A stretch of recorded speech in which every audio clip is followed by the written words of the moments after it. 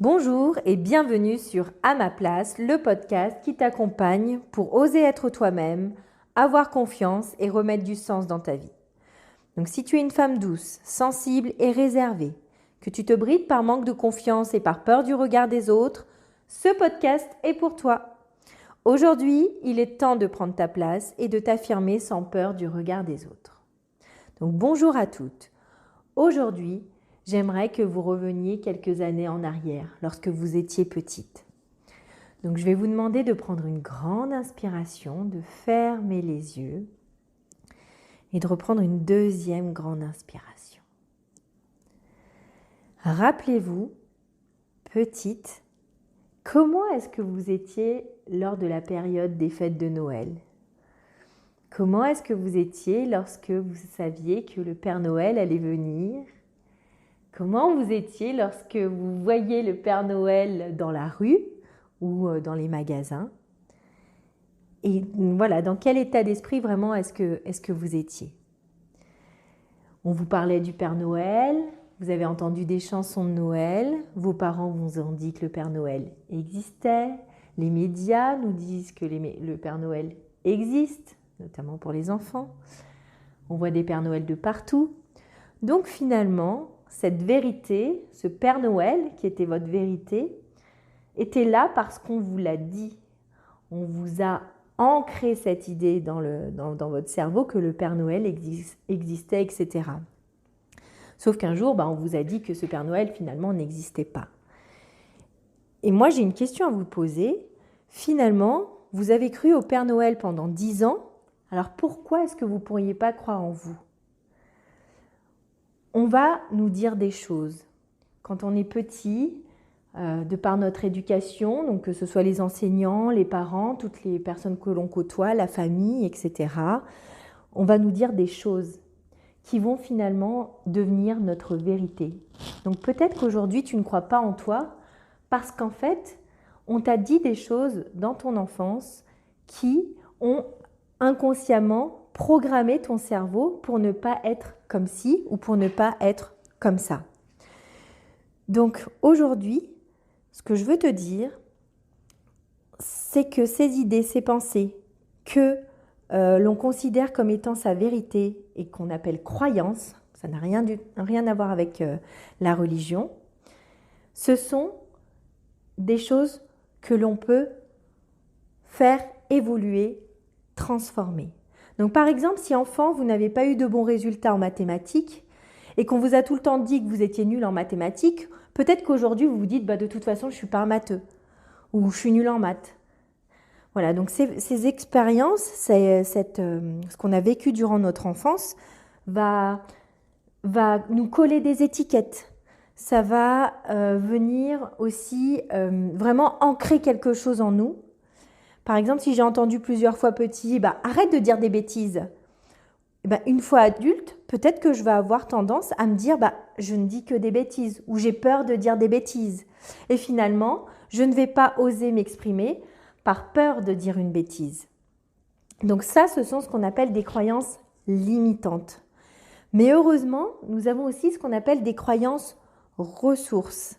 Donc des croyances qui nous aident dans la vie de tous les jours parce que, de par notre expérience, on a eu aussi des réussites. Voilà, il y a eu de belles choses qui se sont passées et donc on a confiance sur certaines choses. Donc la bonne nouvelle, c'est que les croyances limitantes qui nous ont été offertes, on va dire ça comme ça, plus jeunes, peuvent être changées en croyances ressources. Alors, une chose que beaucoup de personnes ignorent, parce qu'on parle beaucoup de la méthode Coué, avec les affirmations positives, se dire des affirmations positives, etc. Sauf qu'en fait, notre cerveau ne peut pas passer de « je suis nul » à « je suis extraordinaire ». Et prendre l'opposé de sa croyance ne fonctionne pas, car le cerveau ne va pas assimiler cette nouvelle croyance. Pour qu'il puisse l'intégrer, il faut justement modifier cette croyance, mais de manière progressive. Je vous donne un exemple.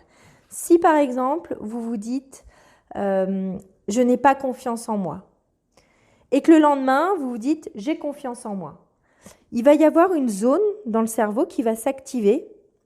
Et en fait, c'est comme si c'est comme si on disait au cerveau arrête de dire n'importe quoi, c'est pas vrai ce que tu dis là. D'accord? Si on passe à l'opposé de la croyance limitante, il va y avoir une zone dans le cerveau qui va s'activer pour montrer que non, il y a un problème, ça va pas, c'est pas possible. Donc, il va falloir faire progresser cette croyance. Et on a remarqué qu'en faisant progresser cette croyance, voilà, la zone neuronale qui s'activait et qui donnait un petit signal d'alarme pour dire c'est bizarre, ne va pas s'activer. Par exemple, vous pourriez dire, de jour en jour, j'ai de plus en plus confiance en moi. Là, le cerveau se dit vraiment que c'est possible que tu aies de plus en plus confiance en toi.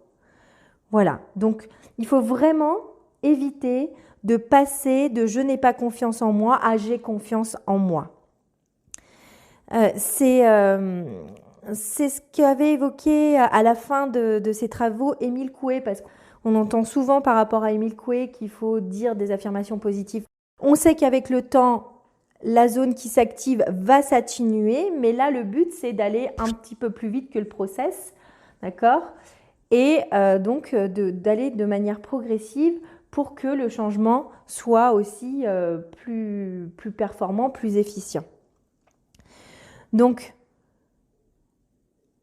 ce que je veux vous dire aujourd'hui, c'est que vous avez cru au Père Noël, c'est au Père Noël dont on vous a tellement parlé, ce qu'on vous a dit, et je pense qu'aujourd'hui, beaucoup d'adultes croient énormément de choses sur eux qui sont fausses, parce que tout le monde est capable de faire énormément de choses, tout le monde a des ressources incroyables, sauf que ce que l'on nous a dit plus petit, c'est là, c'est ancré et ça va nous bloquer dans nos comportements, dans notre passage à l'action.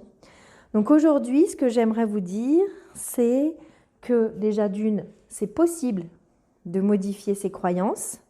De deux, ne pas oublier qu'il faut que ce soit progressif. Voilà. Et puis après, il faut l'intégrer tous les jours, se le dire tous les jours devant le miroir. Tous les jours, de jour en jour, j'ai de plus en plus confiance en moi.